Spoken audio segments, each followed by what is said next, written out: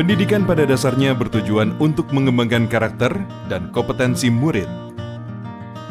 3 komponen penting dalam pendidikan meliputi kurikulum, pembelajaran, dan asesmen. Asesmen diperlukan untuk menilai efektivitas pembelajaran dan ketercapaian kurikulum.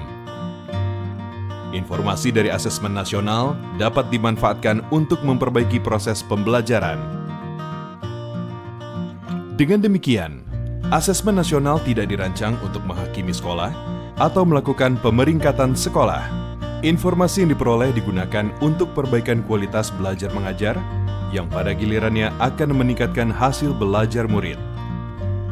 Asesmen nasional dilaksanakan dengan menggunakan 3 instrumen, yaitu Asesmen Kompetensi Minimum atau AKM, Literasi, Numerasi, Survei Karakter, dan Survei Lingkungan Belajar. Komponen asesmen kompetensi minimum terdiri dari literasi membaca dan numerasi. Literasi membaca adalah kemampuan untuk memahami, menggunakan, mengevaluasi, merefleksikan berbagai jenis teks untuk menyelesaikan masalah dan mengembangkan kapasitas individu sebagai warga Indonesia dan warga dunia agar dapat berkontribusi secara produktif di masyarakat. Numerasi merupakan kemampuan berpikir menggunakan konsep, prosedur, fakta, dan alat matematika untuk menyelesaikan masalah sehari-hari pada berbagai jenis konteks yang relevan untuk individu sebagai warga negara Indonesia dan dunia. Instrumen kedua, survei karakter, dikerjakan oleh murid untuk mendapatkan informasi hasil belajar sosial emosional. Survei karakter mengukur 6 aspek profil pelajar Pancasila, yaitu beriman dan bertakwa kepada Tuhan Yang Maha Esa, serta berakhlak mulia, berkebinekaan global, bergotong royong, mandiri, bernalar kritis, dan kreatif.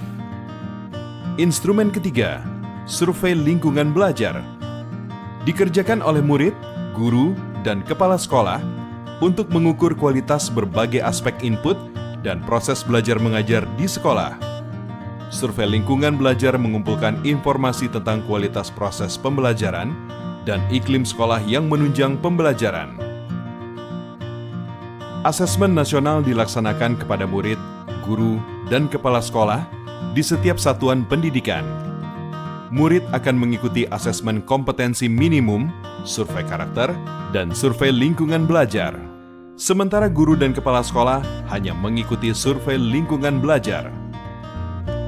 Responden murid akan dipilih secara acak dengan jumlah maksimal 30 murid SD atau MI, 45 murid SMP atau MTS, dan 45 murid SMA, SMK atau MA. Dengan melaksanakan asesmen nasional, mari kita tingkatkan mutu pendidikan di Indonesia.